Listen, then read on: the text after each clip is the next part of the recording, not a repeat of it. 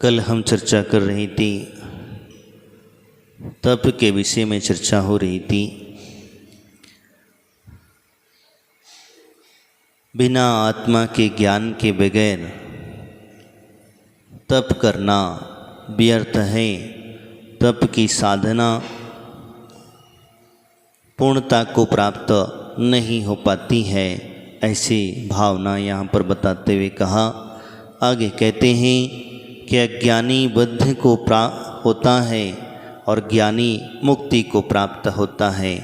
यानी कि हम जिस तपश्चर्या को करते हैं, अगर हमें आत्मज्ञान नहीं है, आत्मज्ञान की प्राप्ति नहीं हुई है, तो हम ज्ञान के माध्यम से ही, तप के माध्यम से हम बंध को प्राप्त होंगे। लेकिन ज्ञानी आत्मज्ञान की प्राप्ति अगर कर लेगा तो वो कहते हैं कर्म से मुक्त हो जाएगा। ज्ञानी अगर आत्मज्ञान की प्राप्ति कर लेगा तो कर्म से मुक्त हो जाएगा, और ज्ञानी अगर आत्मज्ञान की प्राप्ति नहीं करेगा तो कर्मों से डबल बन जाएगा। सिंगल नहीं बनेगा, डबल बनेगा। यानी कि जितने कर्म अज्ञान अवस्था में बनते हैं, उससे कई गुने ज़्यादा कर्म ज्ञान अवस्था में बनेंगे, ऐसा यहाँ पर उन्होंने कहा था। आगे हम इसी विषय को चर्चा को बढ़ाते हैं तो कहते हैं, पात्र हम मति स्वय स्मश्रुते बंधत्व संशयम स्वामी स्वस्मिन्न हमति से चुत्त युक्तवा परमस्त्व मोचते बंधो बुद्धो। कहते हैं कि पात्र यानी कि शरीर पर पदार्थों में अपनेपन, आत्मपन की बुद्धि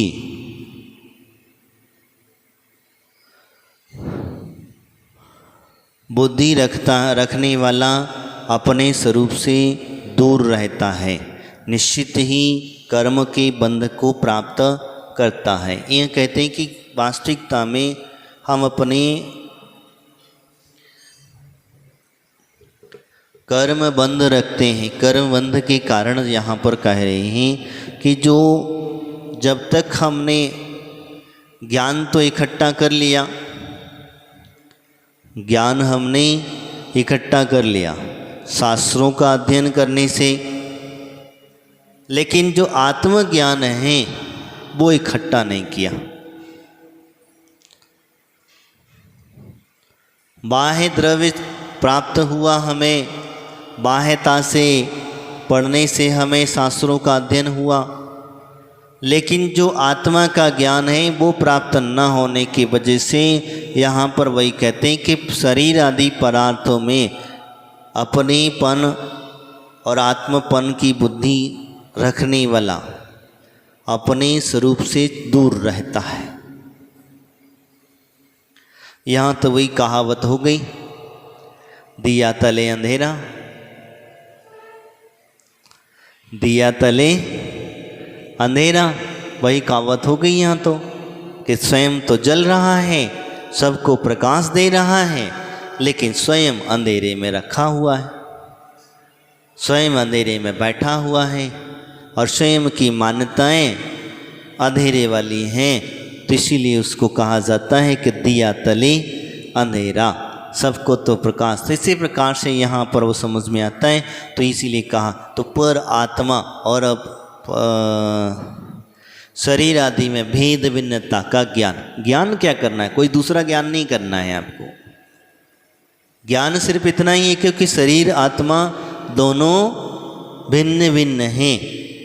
शरीर सिद्धात्मा स्वरूपी है, शरीर के अंदर में कर्म आदि नहीं है, ये आदि का ज्ञान करना है। बाकी का तुम्हें शास्त्र का अध्ययन करना है तो करते रहो, पढ़ते रहो। वो सारे पुद्गल परमाणु के पुद्गल शब्द हैं, पुद्गल के शब्द हैं, और पुद्गलों को ही तुम पढ़ते रहो। कितना पढ़ना है, लेकिन जो ही कही जाता है तो वो इसलिए यहाँ पर उन्होंने कहा कि भैया कर्म बंध को प्राप्त होता ही होता है अपने आप में, इसीलिए का आत्म बुद्धि को रखने। अब आत्मा की बुद्धि रखना, कैसी बुद्धि रखना आत्मा की? आत्मा की कैसी बुद्धि रखना? आत्मा तो हमें जानी। तब उन्होंने कहा आत्मा बुद्धि यानी कि अंतस्य आत्मा को जानने की बुद्धि। आगे वो कहते हैं अगर नहीं रखेंगे तो क्या होगा, शरीर में बुद्धि रखेंगे तो क्या होगा? तो कहते हैं आप अपने कर्मों से और अधिक बंधता को प्राप्त होंगे। आत्मबुद्धि नहीं रखोगे तो ज्ञानी शरीर पर द्रव्यों से छुटकारा मुक्त हो जाएगा, होने के भाव रखेगा। इस प्रकार से कहा गया। आगे कहते हैं अज्ञानी और ज्ञानी में अंतर क्या होता है, इस भाव को समझाते हैं। दृश्यमानमिदं मूढ़ा स्त्रीलिंग भयबुद्धास्ते इद्यमी त्यावत् यबुद्धस्तु निष्पन्नं शब्द विवर्जितम्। अज्ञानी बहिरात्मा जीव दिखाई देने वाले इस जगत को स्त्री पुरुष नपुंसक के भेद से लिंग के 3 रूप कहे जानता है, किंतु ज्ञानी जो है इस जगत को परिपूर्ण नामादिक शब्द विकल्प से रहित इस प्रकार जानता है। इन्हीं की कहते हैं कि जो अज्ञानी है वो भेद कर रहा है, किसके? आत्मा के भेद कर रहा है।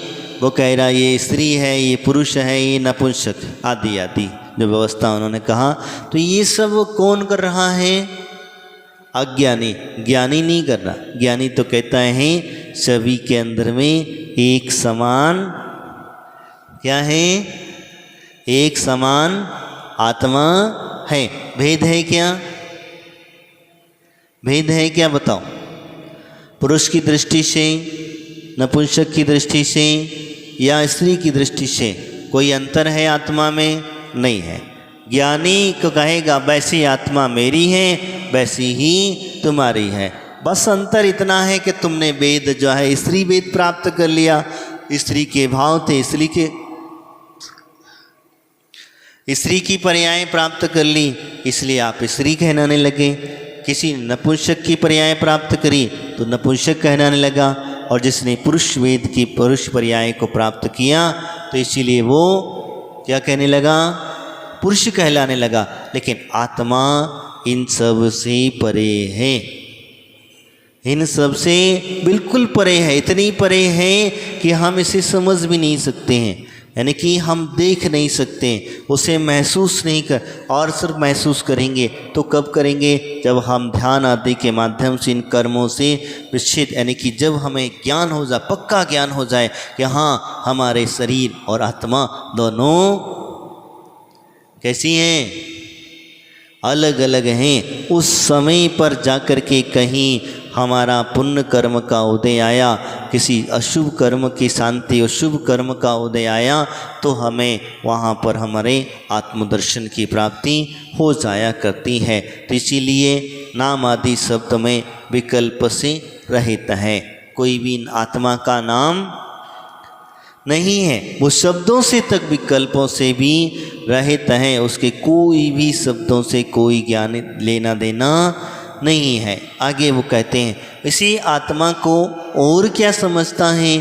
तो कहते हैं केवल आत्मा ज्ञान की भी कार्यकारी नहीं होता। वहीं ये क्या कह दिए?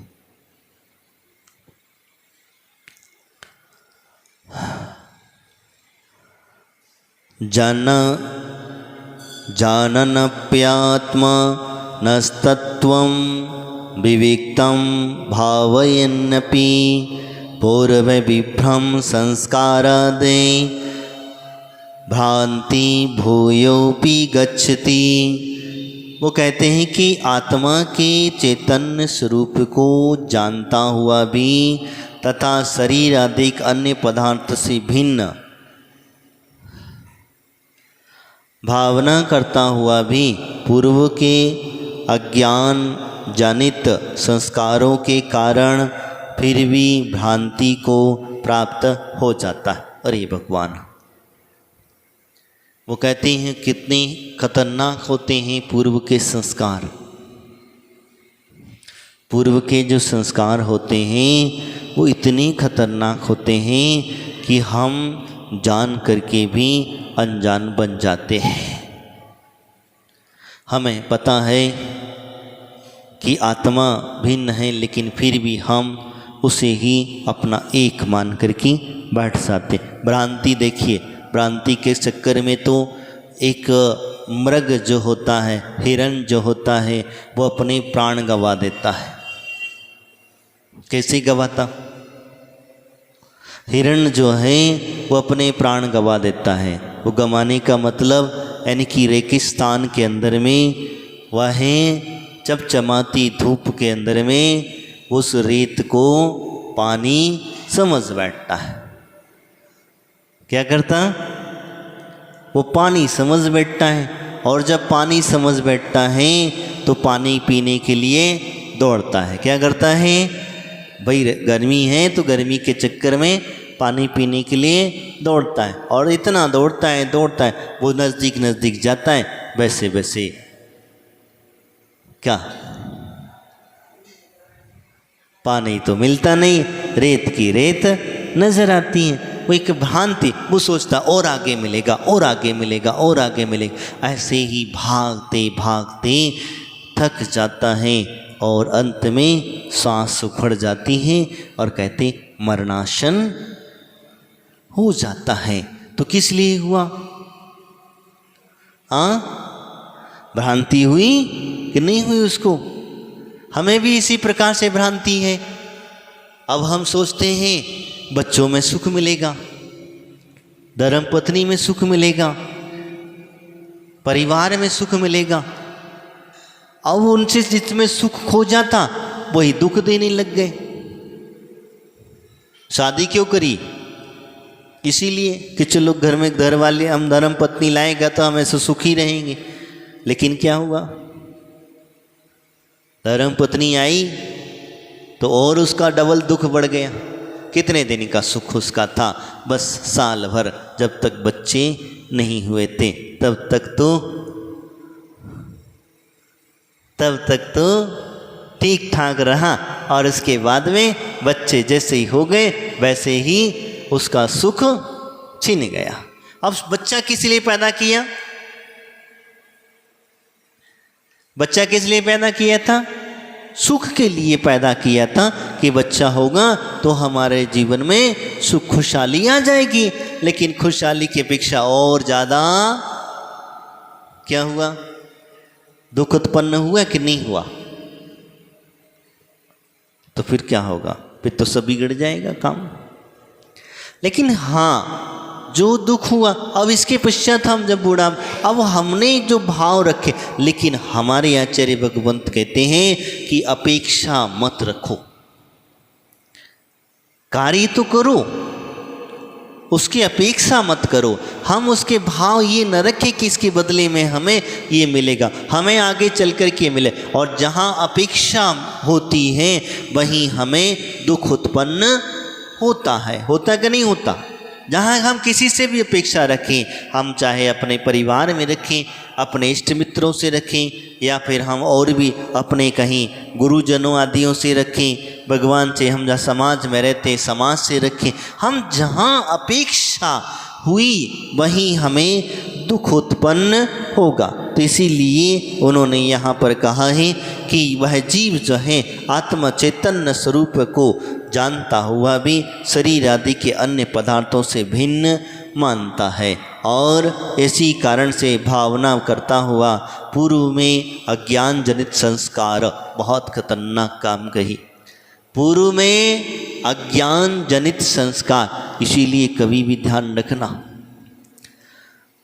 हमारे ऊपर कोई ऐसे गलत संस्कार ना पड़ जाएं जिससे हमें संसार का परिभ्रमण करना पड़े, संसार में दुख उठाना पड़े, इस भव में भी दुख और आने वाले भव में भी दुख ही हमें उठाना पड़ेगा। इसीलिए कहा जाता है। तो एक बार एक कहानी हमें याद आई। एक चोर था, बहुत नामी ग्रामी चोर था। तो नामी ग्रामी चोर होने की वजह से क्या हुआ था, उसकी जो माँ थी वो माँ ने एक बात कह दी कि तुम कभी भी दिगंबर मुनिराज के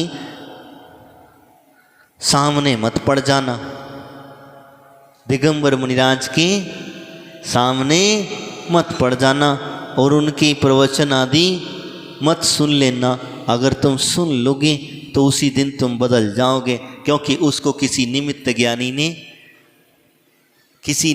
ज्ञानी ने कह रखा था कि जिस दिन भी इसके ऊपर दिगंबर मुनिराज की दृष्टि पड़ गई, ये उसी दिन वैराग्य को प्राप्त कर लेगा और दीक्षा ग्रहण कर लेगा। तो इसी वजह से अब माता पिता का तो मोह होता ही है, माता पिता का मोह होता ही है। तो वो लड़का जो था थोड़ा सा बड़ा तो चोर बन गया।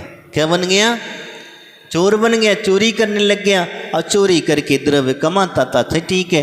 तो उसकी जो माँ थी, पिता तो थे ही नहीं, चल बसे। माँ ने कहा कि दिगंबर साधु की संपर्क में मत आ जाना, उनकी बात को मत सुन लेना, नहीं तो सब गड़बड़ हो जाएगा। उन्हें कहा ठीक बेटा, बड़ा आज्ञाकारी था। उसने कहा ठीक है, माँ कह रही है तो उसकी इतनी सी बात रख ली जाए। संयोग बसात देखिए, वो चोरी करके आ रहा था, आते आते उसके पीछे गांव वाले पड़ गए, सैनिक पड़ गए, राजा के सैनिक पड़ गए। अब जब पड़ गए तो उसके पीछे पीछे पड़ गए। अब वो अपनी जान बचाने के चक्कर में एक जगह मुनिराज के प्रवचन हो रहे थे, संबोधन कथा चल रही थी। और जब संबोधन कथा चल रही थी तो संबोधन कथा चलते चलते वो उसने क्या करा कि अब तो कहीं बचने का चांस नहीं दिख रहा, और वो भूल गया कि माँ ने मना किया था कि साधु के संपर्क में, साधु के प्रवचन आदि में नहीं जाना। अच्छा, तो वो जाकर के बैठ गया अपने प्राण बचाने के लिए। वो बैठ गया, तो जब बैठ गया तो कहते हैं कि वो जो सैनिक आदि उसके पीछे पड़े थे, अब वो कहाँ प्रवचन सभा के अंदर में से कहाँ ढूंढे उसको, उस व्यक्ति को कहाँ ढूंढे। तो लोगों ने सोचा धर्मात्मा होगा, चोर नहीं होगा। चोर होता तो यहाँ थोड़ी ना आके बैठेगा। क्या हुआ, वो जो सैनिक आदि पीछे पड़े थे उन्होंने तो अपनी सोच बदल गई। क्यों बदल गई? क्योंकि मुनिराज की सभा में चोर आदि कोई भी आकर के नहीं बैठ सकता है। तो इसे भाव पलट करके वो लोग तो चले गए। उस चोर ने सोचा, बताओ इस दिगंबर साधु की सभा में मात्र बैठने से, क्या मात्र सभा में बैठने से ये चोर मेरे को राजा के सैनिक इतना परिवर्तन कैसे हो गया, इनके भाव कैसे बदल गए, और ये कह क्या रहे हैं चोर होगा, चोर नहीं होगा, वो तो कोई धर्मात्मा जीव होगा, हम लोगों के किसी गलत व्यक्ति को पकड़ने चले आए। वो लौट गए। उस चोर के मन में जिज्ञासा और बढ़ गई। अब और बढ़ गई, तब उसने गुरु के वहाँ पर प्रवचन सुन लिए। तो महाराज के जो प्रवचन थे वो प्रवचन भी इसी विषय को लेकर के चल रहे थे। कौन से? हिंसा, झूठ, चोरी, कुशील, परिग्रह आदि के प्रवचन संबोधन चल रहे थे। अब उसने सुन लिया, सुन करके उसने कहा चोरी करना महापाप है, और उस पाप से व्यक्ति इतना दबा जाता है तब भी वो चोरी करना नहीं छोड़ता। आदि आदि महाराज का बहुत अच्छा उद्बोधन सुना। उद्बोधन सुनने के पश्चात में अब सब लोग अपने अपने घर जाने लगे। सब अपने अपने घर जाने लगे। वो भी अपने घर चला गया, वो भी अपनी माँ के पास चला गया। अब वो होता क्या है, वो माँ से कहता है, माँ आज बड़ा आनंद आया, बोले क्या हुआ, अब क्या हुआ? तो बोले मैंने आज, तुम लोग मुझे मना करते थे दिगंबर मुनिराज के प्रवचन नहीं सुनना, हमेशा डांटा कर कहते थे कि दिगंबर मुनिराज के संपर्क में नहीं आना। आज बड़ा आनंद, तुम मना करते थे, लेकिन संयोग बसा देखो कि हम वहाँ जाके बैठ गए। और बैठ गए तो बोले जो सैनिक हमें पकड़ने आए थे उनकी परिवर्तन हो गया। क्या परिवर्तन हुआ? उसने सारी घटना बता दी कि देखो मैं जाकर के जब महाराज की सभा में बैठा तो सैनिकों के भाव बदल गए। उन्होंने कहा कोई धर्मात्मा जीव होगा, हम गलत किसी व्यक्ति को पकड़ने चले आए, और वो लौट करके चले गए। और तुम तो कहते थे कि मुनि महाराज के संपर्क में नहीं जाना, मुनि महाराज के प्रवचन नहीं सुनना, और चोरी करना महापाप। बस माँ ने अपना माथा पकड़ लिया कि अब ये गया काम से। क्या हुआ? अब ये गया काम से, क्योंकि ये मुनिराज के संपर्क में आ गया। और आ गया, फिर दूसरे दिन फिर चोरी करने गया। चोरी करने गया, जैसे ही उसने चोरी करने के भाव हुए, जैसे सामान चुराने के चक्कर में था, बस वो शब्द उसके कान में गूंज गए। कौन से? वो शब्द उसके कान में गूंज गए, और ऐसे गूंजे कि उसने इतना अंदर से हिल गया कि चोरी करना तो छोड़ो, वह सामग्री को हाथ लगाना भी पाप समझने लग गया। अब वो सामग्री को हाथ लगाता है, वैसे ही उसके कान में ये शब्द गूंजने लग जाते, मुनिराज के शब्द गूंजने लग जाते। वो मन में विचार करता है ये हो क्या रहा है, ये हो क्या रहा है। उसने चोरी करना छोड़ करके जाके महाराज की सभा में फिर जाके बैठ गया। दूसरे दिन फिर जाकर के बैठ गया, और बैठ गया तो महाराज का संबोधन उसी पर ही चल रहा था, क्योंकि मुनि महाराज जो थे वो अवधि ज्ञानी थे। कौन थे? मुनि महाराज जो थे वो अवधि ज्ञानी थे। उन्होंने जान लिया था कि इस चोर के हृदय का परिवर्तन होने वाला है, किसी जीव का कल्याण होने वाला है। उसी लिए ऐसे उन्होंने संबोधन के तौर पर कह दिया, और संबोधन के तौर पर कह दिया। कहने के बाद में सब फिर उठ करके चले गए। उठ करके चले गए तो वो लड़का जो था उसके मन में बहुत दुविधा चल रही थी। दुविधा चल रही तो महाराज तो अवधि ज्ञानी थे, तो पूर्व का उसका जो नाम था, मुनि अवस्था का जो नाम था, उसके नाम से उसे संबोधन कर दिया। क्या करा?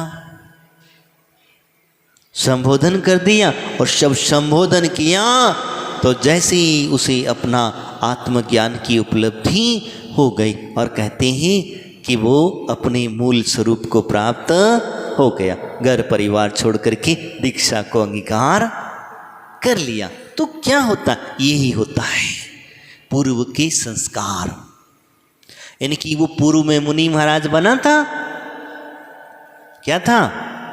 पूर्व में मुनि महाराज था, और इसी वजह से उन महाराज ने उसे संबोधन कर दिया। और जैसे ही संबोधन किया, अपने आसपास देखा और भाव समझ में आ गया, उसने अपने शरीर से वस्त्र आदि को त्याग दिया। कहने का तात्पर्य मेरा वही है, जो अशुभ संस्कार होते हैं तो व्यक्ति को अशुभता की ओर ले जाते हैं, और जो शुभ संस्कार होते हैं वो शुभ संस्कार होते हैं वो शुभता की ओर ले जाते हैं। जैसे आप लोग कभी कभी कहते हो, बिन कारण जो दीक्षा लेता पूर्व का त्यागी। कौन होता? बिना कारण को जो दीक्षा को ग्रहण करता है वो पूर्व का त्यागी हुआ कर। निमित्त मिल जाता। अब तुम लोगों को तो कितने सारे निमित्त कारण मिल जाते, तब भी तुम कहो क्या? तब तुमसे कहाँ से दीक्षा ले लो, तो फिर क्या कहोगे? पहला शब्द कौन सा निकलेगा? अभी समय नहीं आया महाराज, समय आएगा तब देखेंगे। और नहीं तो ज़्यादा कुछ होगा तो क्या होगा? अभी तो खाने पीने के दिन है। किसी जवान बच्चों से कह अभी तो खेलने कूदने के दांत नहीं टूटे, तुम कह रहे हो दीक्षा ले लो। जवान से ले लो तो वो कहता अभी हमने भोग पूरे नहीं किए, और तुम कह रहे हो दीक्षा ले लो। बुढ़े से कह दो अब क्या महाराज पक गए हैं, अब तुम दीक्षा की बात कर रहे हो। तो कोई बात नहीं, हम तो कहते हैं तुम पक गए हो तो अभी दीक्षा ले लो, अभी भी कुछ बिगड़ा नहीं है, अभी भी तुम संस्कार, क्योंकि ये संस्कार जो तुम्हारे ऊपर पड़े हुए हैं पूर्व भव के, वो कम से कम थोड़े से कम हो जाएंगे, थोड़ी तो कम हो जाएंगे। तुमने इस भव में अगर व्रत ले लिए, अगले भव में दीक्षा ले ली, कई क्षुल्लक के लग बन गए और मुनि महाराज बन गए, ऐसे क्रम क्रम से बढ़ता चला जाता है और अंत में अवस्था मुनि आदि से पर्याय से मोक्षता को प्राप्त कर लेता है। तो इसीलिए तो ध्यान रखना, अपने ऊपर अशुभ संस्कार मत पड़ने देना, नहीं तो पता नहीं कितने भव तक हमारे ऊपर वो संस्कार पड़े रहेंगे। इसीलिए यहाँ पर उन्होंने समझाया। तो ज्ञानी जो होता है वो आत्मा के ज्ञान प्राप्त कर लेता है और पूर्व भव के संस्कारों के चक्कर में नहीं फंसता है। लेकिन अज्ञानी जो होता है वो पूर्व भव के संस्कारों की वजह से अपने शरीर आदि में फंसा रहता है, ऐसे इनका कहना है। आगे वो कहते हैं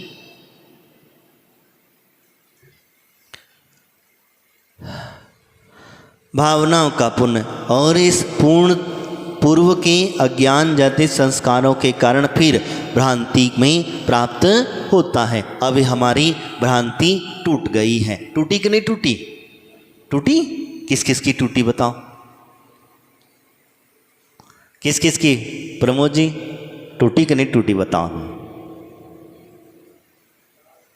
क्या बताएं? बता दो, तुम तो कुछ न कहो, बताओ। भ्रांति तोड़ दो अपनी, क्या ऐसी भ्रांतियों को तोड़ते। आगे कहते हैं ज्ञानी का मध्यस्थ भाव, जो ज्ञान प्राप्त कर लेता है और ज्ञान प्राप्त करने के पश्चात वो क्या करता है? मध्यस्थ भाव। मध्यस्थ भाव कैसे रहते हैं? अचेतनादिमिदं दृश्यमादृशं चेतनं ततः क्वैरुष्ययामि क्व तुष्यामि मध्यस्थोऽहं भावयम्। ये दिखाई देने वाला सब कुछ जड़ है। क्या है?